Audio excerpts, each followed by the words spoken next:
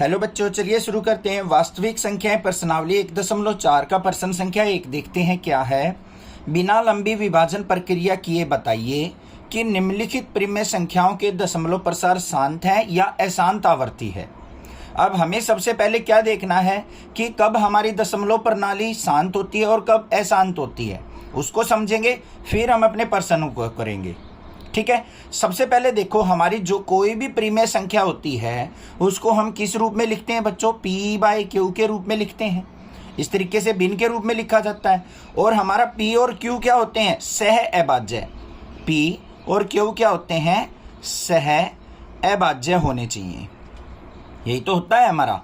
ठीक है, अब अगर हमारे इन प्रश्नों के अंदर P और Q सह अभाज्य नहीं हो तो हमें क्या करना है? उनको ऊपर नीचे कट करके, आपस में काट के उनको सह अभाज्य बनाना है।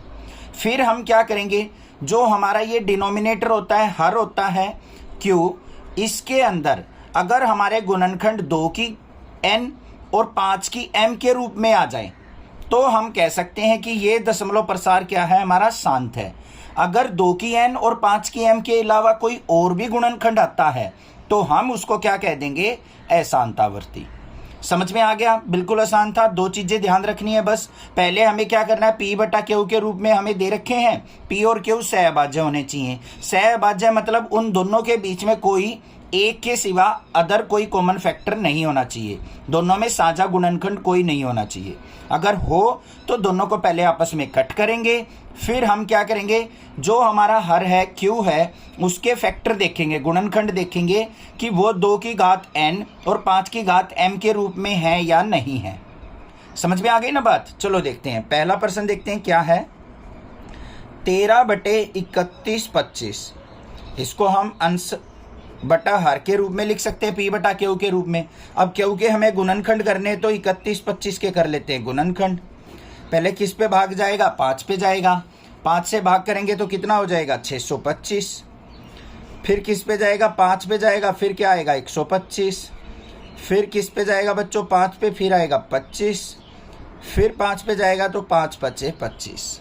अब 5 देखो कितनी बार है? 1 2 3 4 5।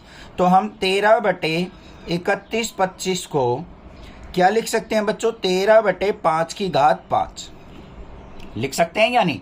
अब मैंने क्या कहा था? अगर Q के गुणनखंड हमारे 2 की घात n या 5 की घात m के रूप में आ जाए या किसी एक के रूप में आ जाए तो हमारा क्या होगा? शांत प्रवृत्ति का दशमलव प्रसार होगा। तो यहाँ पे क्या है? हमारा 5 की घात के रूप में आया हुआ है, तो यहाँ पे क्या लिखेंगे हम? ध्यान से लिखो, गुणनखंड के रूप, गुणनखंड का रूप 5 की घात m के रूप का है, अतः यह शांत दशमलव प्रसार है, दशमलव प्रसार है। बस ये लिखना है। आ गया ना समझ में? कोई दिक्कत नहीं होनी चाहिए। बस गुणनखंड देखने हैं अपने। जो हर है हमारा Q है उसके गुणनखंड 2 और 5 के सिवा और नहीं होने चाहिए। 2 भी हो सकता है, 5 भी हो सकता है और दोनों भी हो सकते हैं। अगर उनके सिवा कोई और गुणनखंड आ जाता है, जैसे यहाँ पे गुणा में 3 आ जाता, तो हमारा क्या हो जाता? ये अशांत दशमलव प्रसार हो जाता। अब देखते हैं दूसरा पार्ट क्या है। दूसरे पार्ट में हमें क्या दे रखा है? 17/8 दे रखा है। ये भी P/Q के रूप में है। 8 के गुणनखंड करो बच्चों। 2 पे जाएगा 2 चौका 8, फिर 2 पे जाएगा 2 दूनी 4, तो क्या आ गया? ये 17/2 की घात 3। अब Q बराबर किसके आया है? 2 की घात 3। यह है 2 की घात n के रूप का है, के रूप में है, अतः यह शांत दशमलव प्रसार है, अतः यह शांत है। इस तरीके से भी लिख सकते हैं। समझ में आ गया? दूसरा भी क्लियर हो गया। अब तीसरा पार्ट देखते हैं। तीसरे में हमें क्या दे रखा है बच्चों? 64/455। इसको हम क्या लिखेंगे? P/Q के रूप में। 455 के करेंगे हम गुणनखंड। पहले किस पे जाएगा? ये जा रहा है हमारा 5 पे। 5 × 9 = 45 और 5 × 1 = 5। फिर किस पे जाएगा, 7 पे। 7 की और 13 की गुना क्या होती है, 91। हो गए गुणनखंड। तो यहाँ पे देखो बच्चों हमारा क्या है, क्यू बराबर है 5 गुना 7 गुना 13। ये है 2 की घात n 5 की घात m के रूप का नहीं है, के रूप का नहीं है। अतः यह है अशांत दशमलव प्रसार है, दशमलव प्रसार है। आ गया ना समझ में बच्चों। अब देखो क्यू जो आया है उसके गुणनखंड क्या आ गए हमारे पास, 64/5 गुना 7 गुना 13। आने किस में चाहिए थे, 2 और 5 के रूप में। आ गए यहाँ पे 7 और 13 भी, तो इसलिए ये क्या हो गया हमारा, अशांत आवर्ती का हो गया। ठीक है ना। चौथे पार्ट में देखते हैं, चौथा क्या दे रखा है हमें, 15/1600। अब देखो यहाँ पे बच्चों दोनों P बटा Q तो है, परंतु P और Q सहअभाज्य नहीं है, दोनों आपस में भाग हो रहे हैं। किससे, 5 से। 5 से भाग कर दो, 5 तिये 15, 5 से इसको भाग करेंगे, 5 तिये 15, और फिर क्या आ गया 320। तो 3/320 हो गया। अब किसके गुणनखंड करेंगे, 320 के। किस पे जाएगा, 2 पे, 160 हो गया। फिर जाएगा 2 पे, कितना हो गया, 80 हो गया। फिर 2 से भाग हो रहा है, 40 आ गया। फिर 2 से भाग होगा, 20 आ गया। फिर 2 से भाग होगा हमारा 10 आ गया। फिर 2 से भाग होगा, 2 पंजे 10 हो गया। आ गए ना। अब इसके गुणनखंड देखो कैसे आगे, 3/2 कितनी बार है, 6 बार, तो 2 की घात 6, और 5 क्या है, 1 ही बार है। अब ध्यान से देखो बच्चों, जो हमारा क्यू आया है, क्यू बराबर है 2 की घात 6 गुना में 5, ये गुणनखंड आए हैं। यह है 2 की घात n गुना में 5 की घात m के रूप का है, के रूप का है। अतः यह शांत है, शांत आवर्ती है। आ गया ना समझ में। अब देखो 2 और 5 ही आए हैं ना गुणनखंड बस, तो ये क्या हो जाएगा हमारा, शांत आवर्ती का हो जाएगा। क्लियर हो गया। अगला देखते हैं क्या है, 29/343। तो इसको देखते हैं अब पांचवें पार्ट को, 29/343। अब 29 और 343 क्या है, दोनों के दोनों सहअभाज्य हैं, आपस में कट नहीं रहे हैं। अब हमें किसके गुणनखंड करने हैं, 343 के। तो 343 के गुणनखंड करेंगे, 7 पे जाएगा बच्चों। 7 पे गया, 7 चौक 28, 7 नीम ये 7 49 हो गया, 7 नीम 63।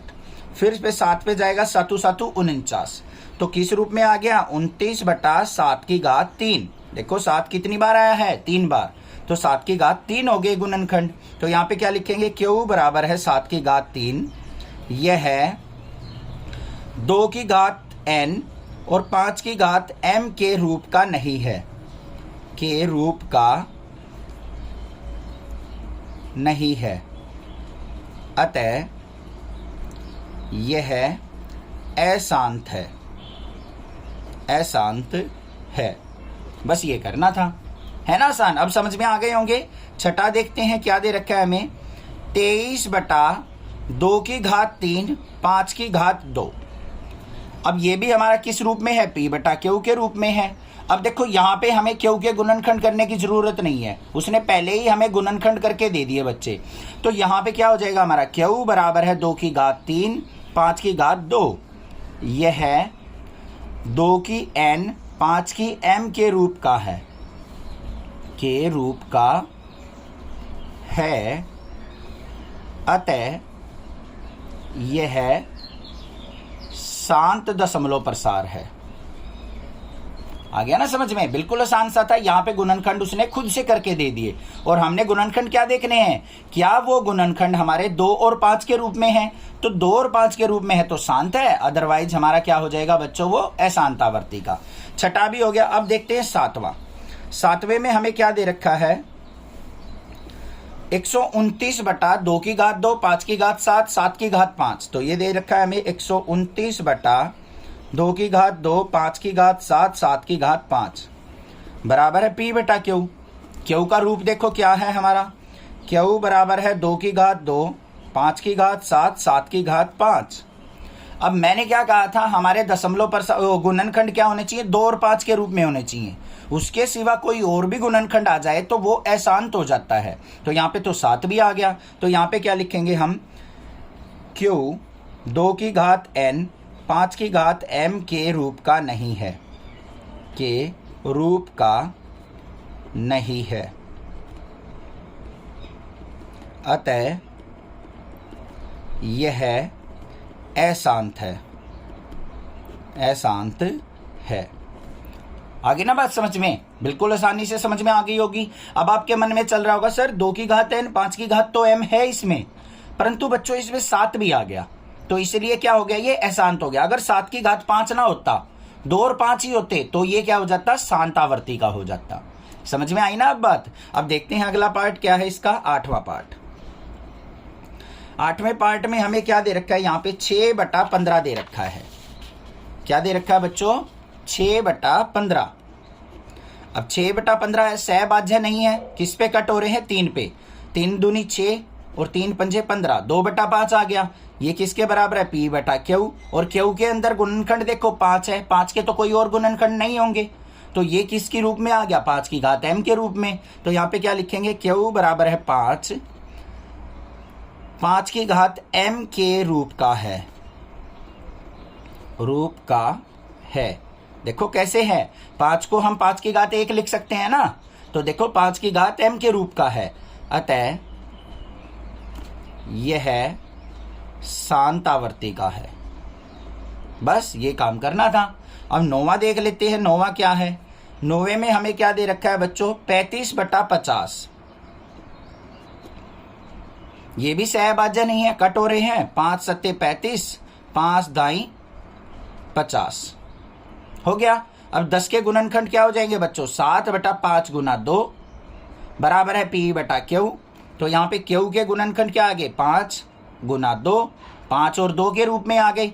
ये 5 की घात 1 है, ये 2 की घात 1 है, तो यहाँ पे क्या लिखेंगे, यह 5 की m 2 की n के रूप का है, के रूप का है, अतः यह शांतावर्ती का है, शांत है।